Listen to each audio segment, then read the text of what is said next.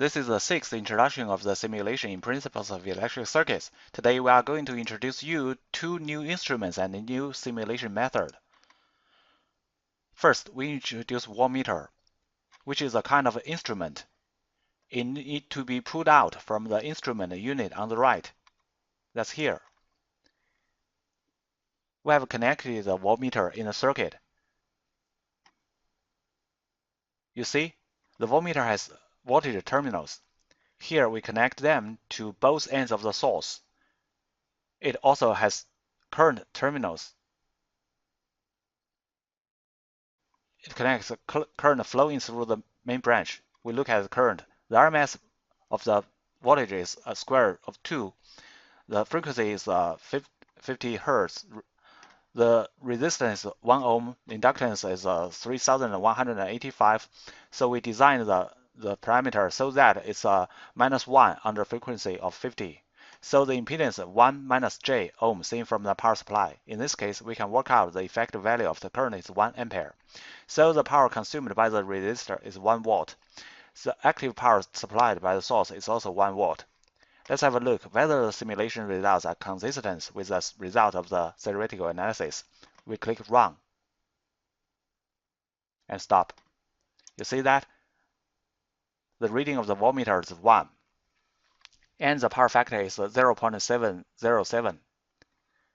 We can think that the load is 1 minus J. The corresponding power factor is cosine minus 55 degree equals 0.707 lead.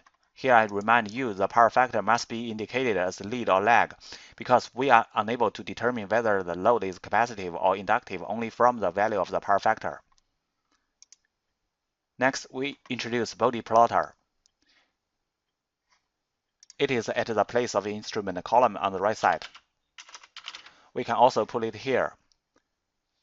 It has the input and output ports.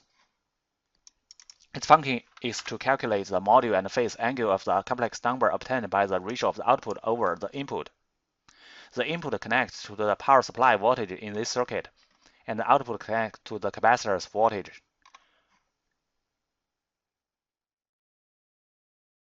We run and stop. You can see the AF characteristic and PF characteristic in Bode plotter. Each figure has a setting of the horizontal axis and the vertical axis. For example, we said that the horizontal axis changes in linear way in the AF characteristic. We change it from 1 Hz to 1 MHz. We also set the vertical axis in the linear mode from 0 to 1. But we can hardly see the waveform. But if you set the horizontal axis and vertical in the logarithmic way, we can see the waveform clearly. It also confirms that the tendency of the waveform can be shown in a larger range of the horizontal axis and the vertical axis after we use the decibel.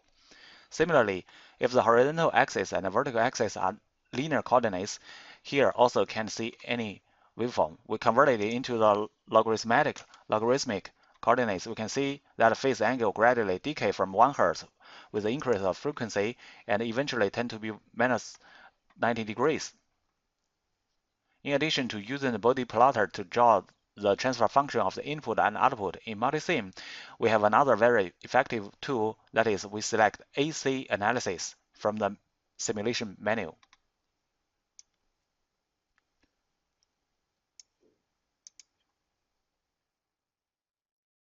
The AC simulation function of multisim is very powerful. First, we need to set the start frequency of the simulation. Here we set it as 1 Hz, and the stop frequency we set as 1 MHz.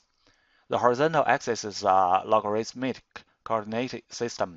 Let's take a look at the output. If we want to see the transfer function, we need to set the voltage ratio of node 2 over 1. So here we set V2 over V1. The specific way can be implemented by add expression or edit expression. We have illustrated it in the previous introduction of the simulation.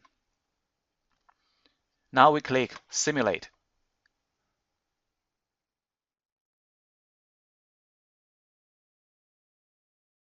The AF characteristic and the PF characteristic are presented simultaneously in AC simulation. We might as well delete the PF characteristic first. Select, delete. We compare the result of AC analysis and the body plotter. After selected the AF characteristic, we pull the cursor out and drag the cursor until it is 1 MHz. Look, it is 1 MHz.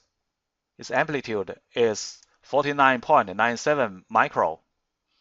We drag the cursor in the body plotter, and it is 86.026 dB when it reached 1 MHz. You might as well calculate whether the 49.97 micro is correspond to the minus 86.026 dB. Here we only introduce how to draw the AF and PF characteristic by using the AC simulation tool of Multisim. AC simulation tool of Multisim also have a lot of other functions. It can be used to draw the port impedance frequency characteristic and the frequency characteristic of branch variables. It is a very powerful analysis tool. I hope everyone can learn and master it. Okay, that's the end of the introduction about the simulation.